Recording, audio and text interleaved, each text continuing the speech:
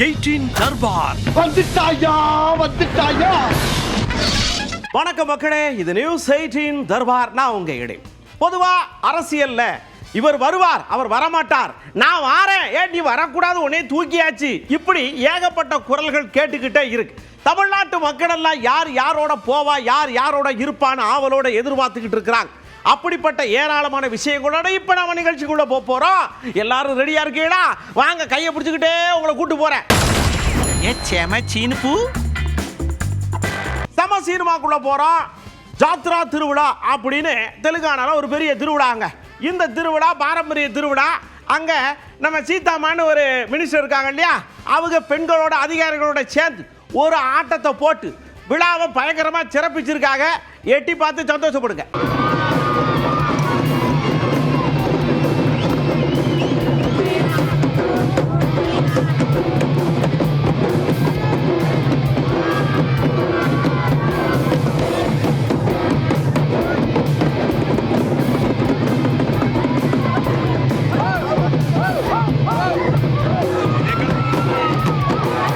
அப்படியே நியூசிலாந்துல அந்த பழங்குடியினர்கள் அப்படின்ற மாதிரி ஆனா கோட் சூட்லாம் போட்டு ஒரு அம்மா அப்படியே கதிகிழங்கு வச்சு ஒரு உர்ற பேத்தக்கா அப்படின்னு ஒரு பாட்டெல்லாம் பாட்டாங்கல்ல, இந்த மாதிரி பாரம்பரியத்தை இங்கேயும் கொண்டு வரணும்னு சொல்லி கொண்டு வந்து ஏகத்துக்கு எகிர விட்டுருக்காங்க எல்லாரையும்.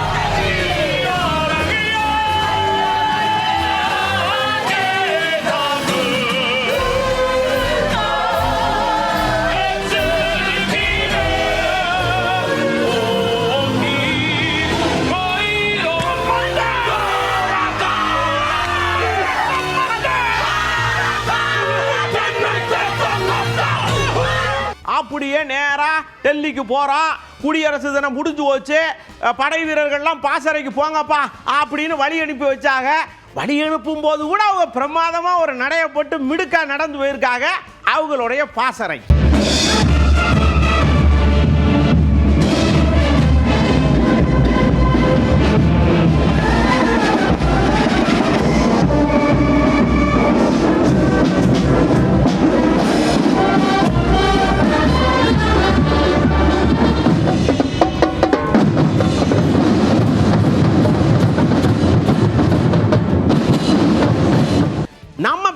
கொண்டாடுறது யூசுவல், அதே விலங்குகளுக்கு கொண்டாடுறது அன்யூசுவல். அதுலயும் இந்த யானை குட்டிகள்லாம் இப்ப பிறந்த நாளை விரும்பி விரும்பி கொண்டாட கேக்குதுங்க, கேக்க வெட்டி சாப்பிடுதுங்க. அப்படித்தான் அசாமில கொண்டாடி இருக்காங்க. அந்த கொண்டாட்டத்தை முன்னின்று நடத்துறவர், யானையை பராமரிக்கிறவர் கூப்பிட்டு இப்ப அவருக்கு பாராட்டு விழாவா குமிக்காக பார்த்துக்கங்க. Happy birthday, Mongo. Ở phía trên mặt nó cũng lo gai điếu. Yeah, mà cảm sinh lo gai điếu không? Dạ, thế mà trốn luôn đó. Gì không? Trốn luôn đó. Borin puan aja. Ayo nih boleh. Borin hal mana? Nek kalau tak lakukan, orang bisa. Pulang baru.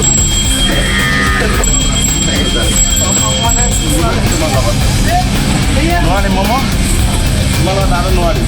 போலீஸ்காரங்களும் மாணவர்களும் சேர்ந்து பொதுமக்கள்கிட்ட ஒரு விழிப்புணர்வை ஏற்படுத்துறாங்க. கிளாம்பாக்கத்தில் அப்படியே எல்லாரும் ஆஹா பயங்கரமா இருக்க அப்படி நினைக்கிற நேரத்தில் அந்த விழிப்புணர்வுக்கு வழி சேர்க்கிற விதமா ஒரு அரசு பஸ் வந்து சடக்குன்னு நின்று போச்சு. உடனே மாணவர்கள் எல்லாம் டக்குன்னு போய் பஸ்ஸை தள்ளி ஓரப்படுத்திட்டாங்க. விழிப்புணர்வுல இதுவும் ஒரு வகையா. அதனால எங்கெல்லாம் பஸ் எல்லாம் நிக்குதோ அங்க போய் நீங்களும் போய் தள்ளிடுங்க.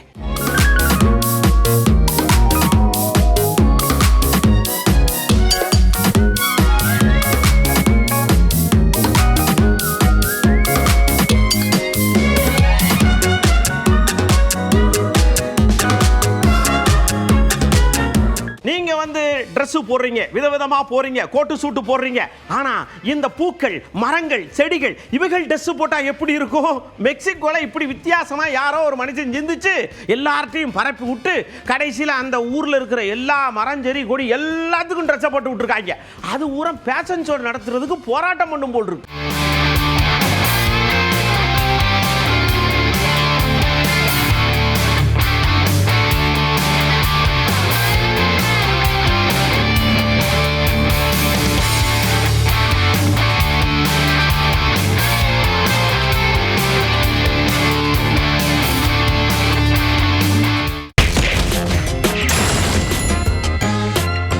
கவுண்டருக்குள்ள போறோம். ஓபிஎஸ் ஐயா அவங்க வீட்டில் வச்சு எல்லாரையும் கூப்பிட்டு வச்சு அவங்க ஆதரவாளர் கூப்பிட்டு வச்சு பேசி காப்பிலாம் குடிச்சிட்டு இருக்காங்க.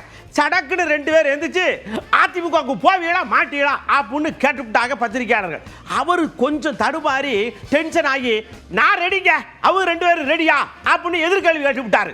பதில் எங்கிருந்து வரும் தான் தெரியல. பிரிந்து கிடக்கின்ற அனைத்து இந்திய அண்ணா முன்னேற்ற கழகத்தினுடைய புரட்சித் தலைவர் மாண்புமிகு அம்மாவுடைய சக்திகள் ஒன்றிணைய வேண்டும் என்பதுதான் எங்களுக்கு தலையாய கோரிக்கை என்பதை தெரிவித்துக் கொள்கிறேன். இன்றைக்கு திரு டிடிவி தினகரன் அவர்கள் என்னுடைய அருமை அண்ணன் திரு எடப்பாடி பழனிசாமி அவர்கள் ஜனநாயக கூட்டணியில் வெற்றி பெற வேண்டும், அனைத்து இந்திய அண்ணா மக்களுக்கு ஆட்சி பொறுப்பில் இருக்க வேண்டும் என்று சொல்லியிருக்கிறார். அதைத்தான் நான் திரும்பி சொல்கிறேன். இன்றைக்கு எதிரும் புதிருமாக இருந்த டிடிவி தினகரன் அவர்களும் எடப்பாடி பழனிசாமி ஒன்றிணைந்திருக்கிறார்கள் ஜனநாயக கூட்டணியில். அவர்கள் நினைத்தால், யார் நினைத்தால், திரு டிடிவி தினகரன் அவர்கள் நினைத்தால் இன்றைக்கு எடப்பாடி பழனிசாமி அவர்கள் கையில் யார் கையில் இருக்கு, அவர் கையில் இருக்குது. நாங்கள் இணைய வேண்டும் சொல்லியிருக்கிறோம். அதுல இருந்து மாறுபட மாட்டார். யார் இணைய வேண்டும் என்ற கோரிக்கையை திரு டிடிவி மாறுபட மாட்டார். அவரும் அந்த கருத்தை அங்கே வலியுறுத்த வேண்டும். நானே இணையம் தானே சொல்றேன், அவர் இணையம் சொன்னா இணைஞ்சல்லாமல அந்த வேலையை செய்தால் ஆட்டோமேட்டிக்காக அனைத்து இந்திய அண்ணா முன்னேற்ற மாபெரும் வெற்றி அடையும். சொல்லிருக்காருல, நான் ரெடி திரு டிடி அவர்களும் அவருடைய அருமை திரு எடப்பாடி பழனிசாமி ரெடியா கேட்டு சொல்லுங்க. கண்டென்ட் கிடைச்சிருச்சியா சொல்லி கேள்வியை தூக்கிட்டு போய் நேர இபிஎஸ் ஐயாட்ட நாங்க இப்படி கேட்டோம்ரா, ஓபிஎஸ் ஐயா இப்படி சொன்னாரான்னு சொன்ன உடனே அவர் சொல்றாரு, இங்க இருங்க, நீக்கினது தான் கதம் சோழி முடிஞ்சு வச்சு பேப்பர்ல எல்லாம் சைனை போட்டோம், இனிமே எலெக்ஷன் தான், அவரெல்லாம் உள்ளே விட முடியாது, கதவை பூட்டி திண்டுக்கல் பூட்டி சாவியை தொலைச்சாச்சுட்டார். நான் பல தடவை சொல்லிட்டு தம்பி, உங்களுக்கு விறுவிறுப்பான செய்தி வேணுங்கிறதுக்காக அடிக்கடி இந்த கேள்வி கேட்டுட்டே இருக்கிறீங்க. இது அன்னைக்கு தான் கேட்டுருக்காரு, இன்னைக்கே கேட்டாரு, 3-4 வருஷமா கேட்டு தான் இருக்காரு. அதாவது ஏற்கனவே அனைத்து இந்திய அண்ணா திராவிட முன்னேற்ற கழகத்தில் பொதுக்குழு கூட்டத்தில் ஏகமனதாக எடுக்கப்பட்ட முடிவு, திரு ஓபிஎஸ் அவர்கள் அடிப்படை உறுப்பினர் நீக்கப்பட்டு விட்டார். நடவடிக்கை எடுக்கப்பட்டிருக்கு. அதனால அந்த கட்சியில் சேர்த்துவதற்கு எந்தவித வாய்ப்பும் இல்லை. எந்த புது கட்சியும் தொடங்க என்ன எனக்கு இல்லை. அது அவரை தான் கேட்கணும், நீங்க அவரை போய் கேளுங்க. சார், இது அடிப்படை நல்லா புரிஞ்சுக்குது. பொதுக்குழு எடுக்கப்பட்ட முடிவு, ஒரு பொதுச்சாலை எடுக்கப்பட்ட முடிவு இல்லை. 2500க்கும் மேற்பட்ட பொதுக்குழு உறுப்பினர்கள் ஒன்றாக கூடி சென்னையிலே அவர்கள் இந்த இயக்கத்திற்கு துரோகம் இழைத்த காரணத்தினால் அந்த சென்னையில் கூட்டப்பட்ட அந்த பொதுக்குழுவில் எடுக்கப்பட்ட நடவடிக்கை. தாவியை தொலைச்சது இருக்கட்டும், அந்த கொடி தருது பிள்ளையார் சொல்லி போட்டாச்சு அப்படின்னு நீங்க மைக்க பிடிச்சி பேசுறீங்களே, இப்ப அந்த தம்பி உங்களை தூக்கி போட்டு துவைச்சு புளிஞ்சு காய போற மாதிரி பேசுறாரு. என்ன விஷயம்னு கேட்டா, நாங்கள்லாம் ஆரம்பத்திலிருந்து பிறந்ததுல கட்சியில் இருக்கிறவங்க இந்த மாதிரியான விஷயத்துக்கெல்லாம் பயப்பட மாட்டோம், இது பண்ண மாட்டோம், பதுங்க மாட்டோம் அப்படின்னு. ஆனா கொஞ்சம் குரல் கம்முது. இன்னைக்கு அண்ணா திமுக பொன்விழா கண்ட கட்சி, 31 ஆண்டுகளும் தமிழகத்தில் ஆட்சி புரிந்த கட்சி. மத்திய அரசிலிருந்து மாநில அரசு என்னென்ன திட்டங்களை கொண்டு வந்து நிறைவேற்றி அதன் மூலமாக தமிழகம் எந்த அளவுக்கு உயர்ந்திருக்கு நாங்கள் பளிச்சுன்னு சொல்றோம். அதெல்லாம் சொல்ல முடியும், என்னன்னு சொல்லுங்க பார்க்கலாம். என்ன சொல்லல, கூட்டம் ரசிகர் கூட்டம் வரத்தான் செய்யும்.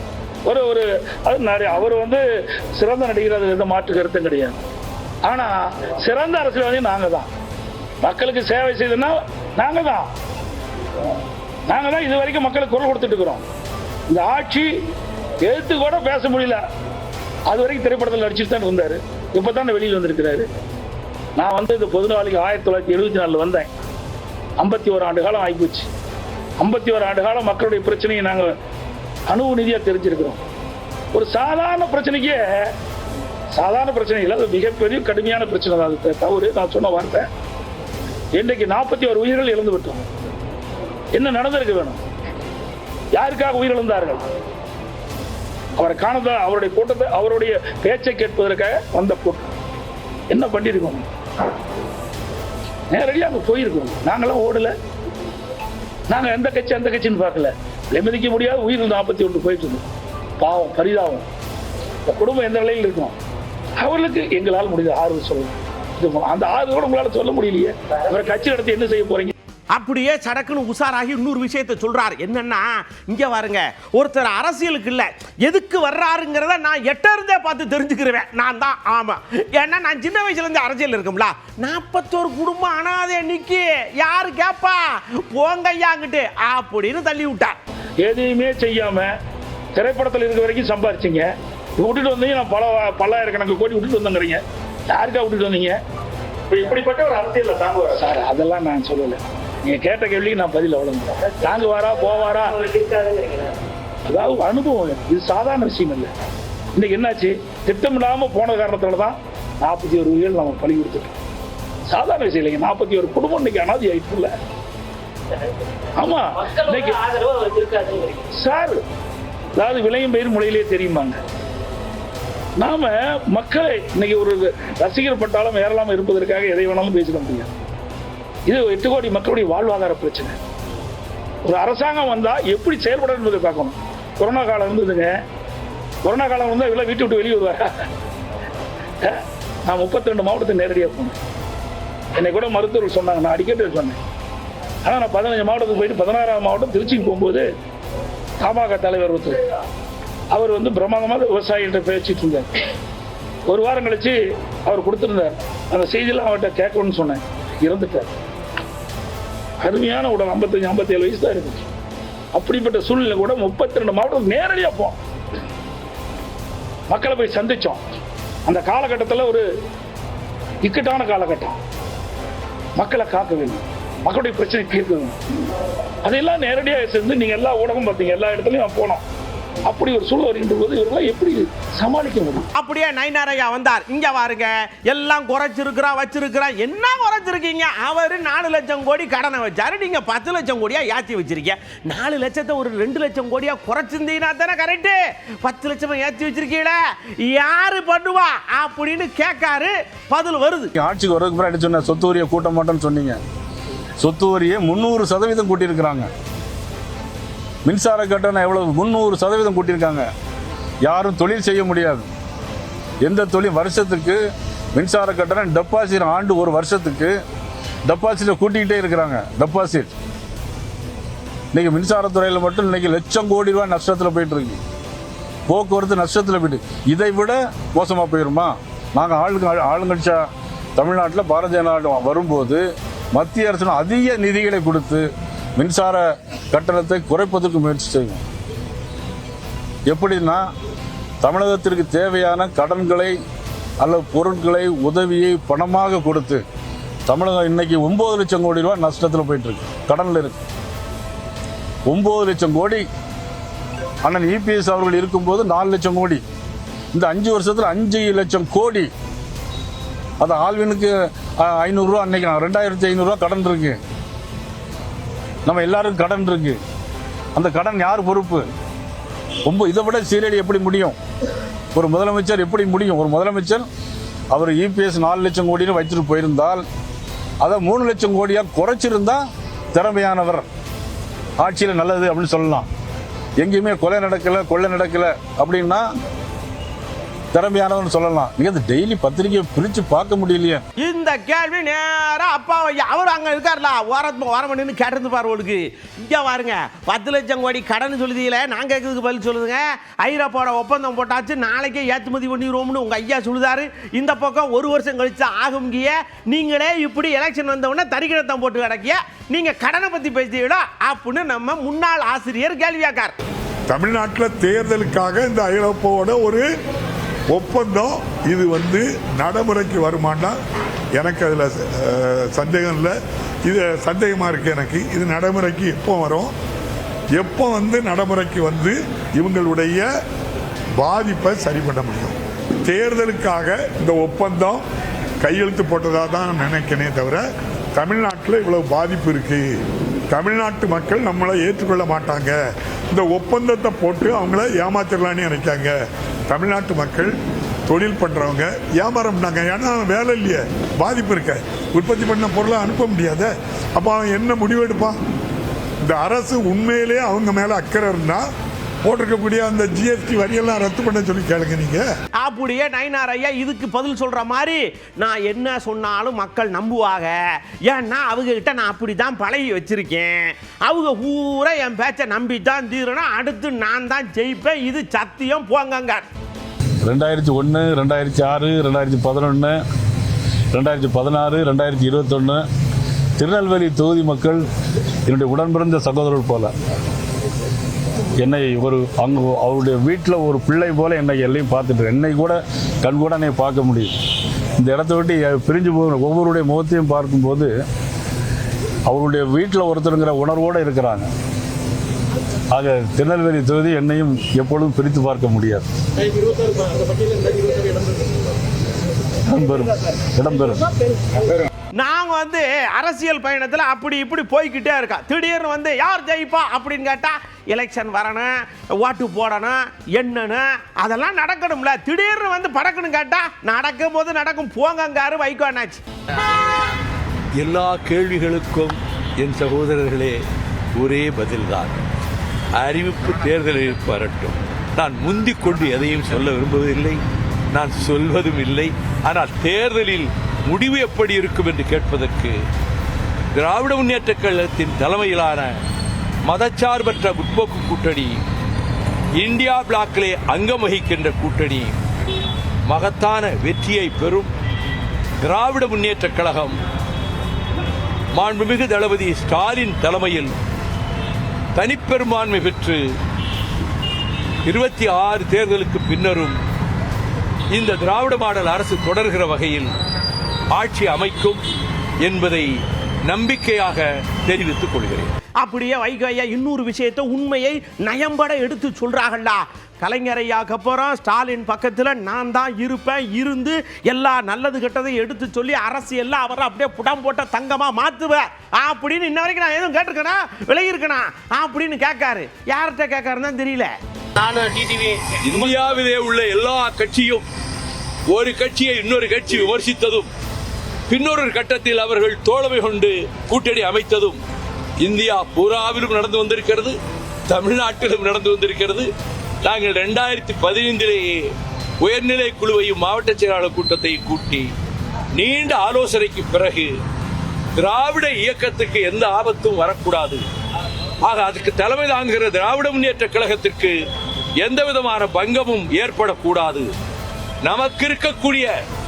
நமக்கென்று இருக்கக்கூடிய நம்மோடு இருக்கக்கூடிய ஸ்பார்ட்டா வீரர்களைப் போல நம்மோடு இருக்கக்கூடிய தோழர்களோடு நம்முடைய பலத்தையும் நம்முடைய பிரச்சாரத்தையும் திராவிட முன்னேற்ற கழகத்துக்கு அரணாகவும் பக்கபலமாகவும் நிறுத்துவதென்று எடுத்த முடிவுக்கு பிறகு வேறு சிந்தனைக்கே இடமில்லாமல் கூட்டணியிலே சிறு உரசல் ஏற்படுகிற விதத்தில் கூட எந்த கருத்தும் சொல்லாமல் நாங்கள் தோழமையை பாதுகாத்து வருகிறோம். அரசியல்ல இப்படி அதிரி புதிரியா ஓடிக்கிட்டு இருக்கிற நேரத்தில் நம்ம அட்மினை வச்சு அட்ராசிட்டி பண்ணி கதாநாயகனா ஜொலிச்சாரே கந்தமலையில அந்த ஐயா சடக்குன்னு ஒரே ஒரு கேள்வி கேட்காரு. விளக்கு ஏத்துங்க, ஒத்த விளக்கு ஏத்த மாட்டேங்க, நீங்க என்ன பேசியேன்னு கேட்காரு. இப்ப எதுக்கு இதை கொண்டு வராருன்னு யாருக்குமே புரிய மாட்டேங்குது. ஏன் செய்யலாம்? ஒரு 3 பேர் 10 சிஆர்எஃப் ஜவான் திருப்பரங்குன்றத்தில் மேலே ஏறி அந்த தீபத்தூணில் தீபம் ஏற்றினா குடியா முழிப்போம். யோசிச்சு பாருங்க, ஏன் செய்ய மாட்டேங்கிறான்? நம்ம அங்கதான் எண்ணி பார்க்கணும். எப்பொருள் யார் யார் வாய் கேட்பேனும் அப்பொருள் மெய்ப்பொருள் காண்பது அறிவு. யோசிச்சு பாருங்க, ஒரு நாள் 3 பேர் 10 ஜவானோட மேல போய் மீதி எல்லாரும் கீழே தான் இருக்கும். கேட்டுனா என்ன? ஹிந்து உணர்வுகளை காயப்படுத்த வேண்டும் என்கின்ற ஒரே எண்ணம், வேற எண்ணமே கிடையாது. காரணம் என்ன? இந்த ஹிந்து திருப்பி அடிக்க மாட்டான், தெரியாது. அதனால கோவில்களின் சொத்துக்களை அமைச்சர் தம் வீட்டு சொத்துன்னு நினைக்கிறார். இங்க வாருங்க, அரசியல்ல என்ன வேணாலும் இருக்கலாம், ஆனா மக்கள் கிட்ட சனாதனம் இருக்கு இல்லையா, அது கரெக்டா இருக்கணும். இல்லைன்னா பிரிவு ஆண்ட பரம்பரை அது இதுன்னு இன்னும் மண்டைய போட்டு உடைக்கல. நாங்க இலங்கைக்கு போனோமே, ஏதாவது மூச்சு காட்டணுமா, அவர் என்ன சொன்னாருங்கிறத நாங்க ஏதாவது சொல்லிக்கிட்டே இருக்கணும். சில பேர் அதையே சொல்லிக்கிட்டு புலப்பா அலைகிறாங்க. அதனால பார்த்து பதனமா இருங்க. எனக்கு கொஞ்சம் கவலையா இருக்குங்க திரும்ப. கவலை யார் போக்குவா தெரியல. அவருடைய பேச்சில் இருந்த ஒரு கருத்து அவர் சாதி ஒழிப்புடன் கூடிய தமிழ் தேசியத்தை தான் முன்னெடுத்தார். இதைத்தான் நான் சொல்லுகிறேன். இதை உங்களால் பேச முடியாது. நீ குடிப்பெருமை பேசக்கூடியவர்கள், சாதி பெருமை வேண்டாம் குடிப்பெருமை பேசுவோம் என்று பேசக்கூடியவர்கள், நீங்கள் ஆண்ட பரம்பரையின் பெருமையை பேசக்கூடியவர்கள். எனக்கு எந்த அரசன் மீதும் மதிப்பு கிடையாது, எவனையும் நான் பெரிய சக்தியாக பார்ப்பது கிடையாது. அந்த மன்னர்கள் காலத்தில் தான் இந்த நாடு குட்டிச்சுவரானது, சமஸ்கிருதமயமானது, இந்துத்துவமயமானது. தமிழ் கோவிலின் கருவறைக்குள்ளே இருந்த தமிழ் தூக்கி வெளியே வீசப்பட்டதெல்லாம் இந்த பாண்டிய மன்னர்கள், சோழ மன்னர்கள், சேர மன்னர்கள், பல்லவ மன்னர்கள் ஆண்ட காலத்தில் தான். வேள்வி நடத்தியவன், யாகம் நடத்தியவன், தமிழ் பெயர்களை மாற்றி வடமொழி பெயர்களை தங்கள் பெயருக்கு பின்னால் சூட்டிக் கொண்டவன். ராஜராஜன் என்பது தமிழ் பெயரா? ராஜேந்திரன் என்பது தமிழ் பெயரா? எல்லாம் வடமொழி பெயர்களை சூட்டிக் கொண்டவர்கள், வடமொழியிலே மயங்கி கிடந்தவர்கள், பார்ப்பனர்களின் வேள்வி யாகங்களில் மயங்கி கிடந்தவர்கள். அவர்கள் எப்பேற்பட்ட மன்னாதி மன்னர்களாக இருந்தாலும் அவர்கள் எம் தமிழ் அழிவதற்கும் எம் கலாச்சாரம் அழிவதற்கும் வழிவகுத்தவர்கள் என்பதை உணர்ந்தவன் நான். எனவே எனக்கு ஆண்ட பரம்பரை என்று சொல்லுவதிலே எந்த பெருமையும் இல்லை, அதிலே எனக்கு உடன்பாடு கிடையாது. வெறும் மொழி உணர்வு எனக்கு கிடையாது, வெறும் மொழி பற்றி எனக்கு கிடையாது, வெறும் இன உணர்வு, இனப்பற்று தேவையில்லை என்று கருதக்கூடியவன் நான். அதுதான் பெரியாருடைய பார்வையும். சாதியை ஒழிக்காமல் இங்கே சமத்துவத்தை நிலைநாட்ட முடியாது என்பதில் உறுதியாக நின்றவர் தந்தை பெரியார். அதே கருத்தை கொண்டவர் தான் அண்ணன் பிரபாகரன் அவர்கள், மேதகு பிரபாகரன் அவர்கள். அந்நியார் தடக்குன்னு வந்தாங்க பிரேமலதா அந்நியார். ஒரே ஒரு விஷயம் தம்பி, இங்க வாங்க.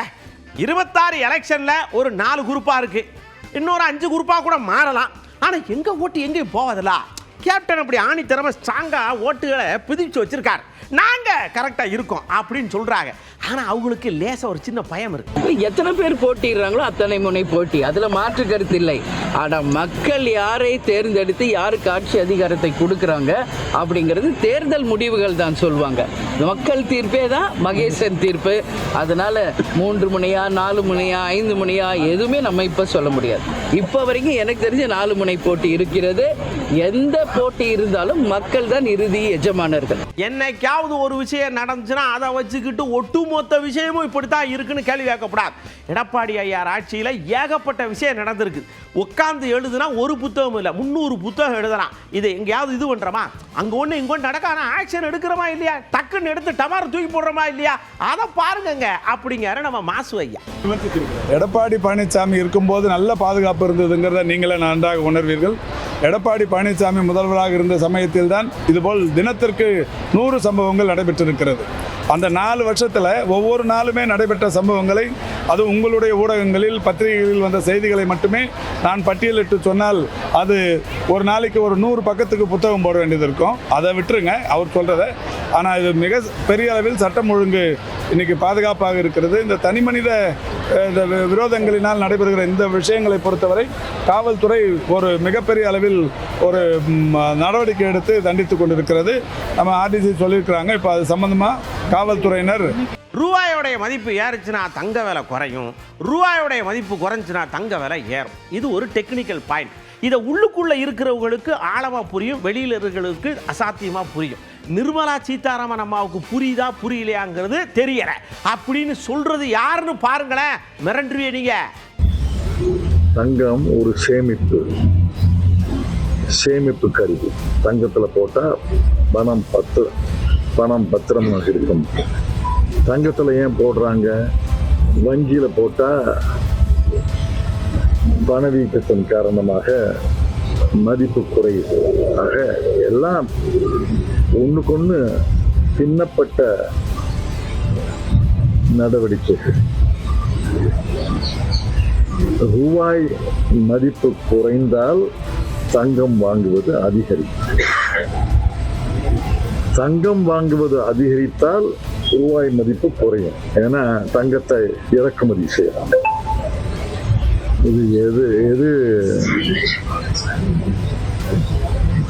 தொன்னை எது நெய்ன்னு சொல்ல முடியாது. ரூபாய் மதிப்பு குறைந்தால் தங்கம் விலை அதிகரிக்கும். தங்கம் விலை அதிகரித்தால் ரூபாய் மதிப்பு குறையும். அந்த சூழ்நிலையில இந்திய பொருளாதாரம் இன்று இருக்கிறது. அதற்கு பிரதமர், நிதி அமைச்சர் தீர்வு காணணும். பல பேர் யோசனை சொல்லியிருக்காங்க, அவங்க கேட்குறாங்களா இல்லையான்னு பார்க்கலாம். புசாருக்குள்ள போறோம், பனி கொட்டுன்னு கொட்டுதுல. குஜராத்தில் ஒரு ஐயா இந்த குளிருக்குள்ள வாக்கிங் போனால் நல்லா இருக்கும், போய் ஒரு சூடா வடைய கிடையாது சாப்பிட்டு வருவோம்னு போயிருப்பார் போல் இருக்கு. இந்த பனிக்குள்ள வந்த காரை அவரை குத்தி எடுத்து தூக்கி போட்டுருச்சு. ஆனால் கார் மட்டமலாக்க கிடக்கு கரப்பாம்பூச்சி மாதிரி, அதை கவுத்து போடுறதுக்கு ஆள் இல்லை. பனியில் வண்டி ஓட்டும் போது பார்த்து ஓட்டுங்க. வாக்கிங் போகிறவங்க பனியெல்லாம் முடிஞ்சதுக்கப்புறம் போங்க.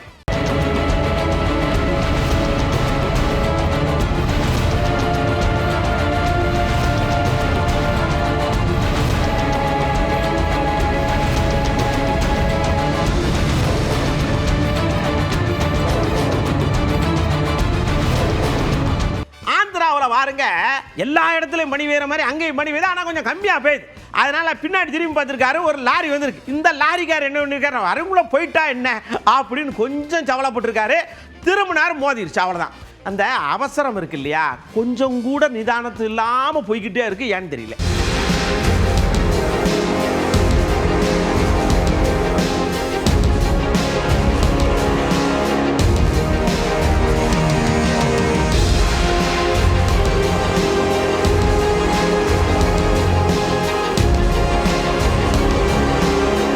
அப்படியே ராஜஸ்தானில் ஒரு ஐயா விவசாயம் பார்க்குறாரு. பனியாக பெய்யுது, பயிரெல்லாம் கறி கிடக்கு. சரி, விதையை வாங்கிட்டு அப்படியே உரக்கு முறையெல்லாம் வாங்க போயெல்லாம் போயிருக்கார். கடையில் பார்த்தா ஆளக்கான. உரத்தை எடுத்து இதை எடுத்தோம்னா மாட்டிக்கிடுவோம், காசை எடுத்துட்டா பழையபடி அவர்த்தையே கொடுத்து மாட்டிக்கலாம்ல அப்படின்னு 1.5 லட்சம் ரூபாயை மட்டும் எடுத்துகிட்டே போயிட்டார் அவர். அவ்வளோதான்.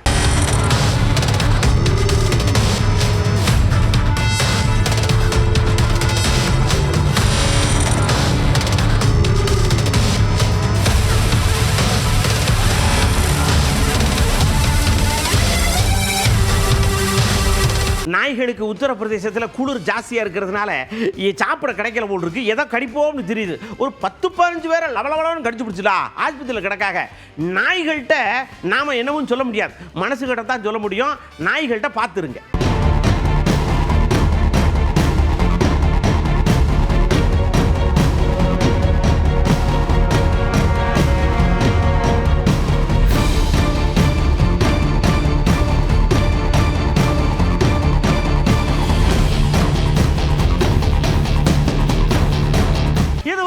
நம்ம தர்பாரில் பார்த்த விஷயங்கள் உங்கள் மனசுக்கு பிடிச்சிருந்ததா? அடுத்த தர்பாரில் இதே மாதிரி இன்னும் ஏகப்பட்ட விஷயத்தோடு நான் உங்களை சந்திக்கிறேன். அதுவரை உங்களிடமிருந்து அன்போடு விடைபெற்றுக் கொள்வது உங்கள் அன்பு நண்பன் எழில். வணக்கம் மக்களே. 18 தர்பார் வந்துட்டாயா.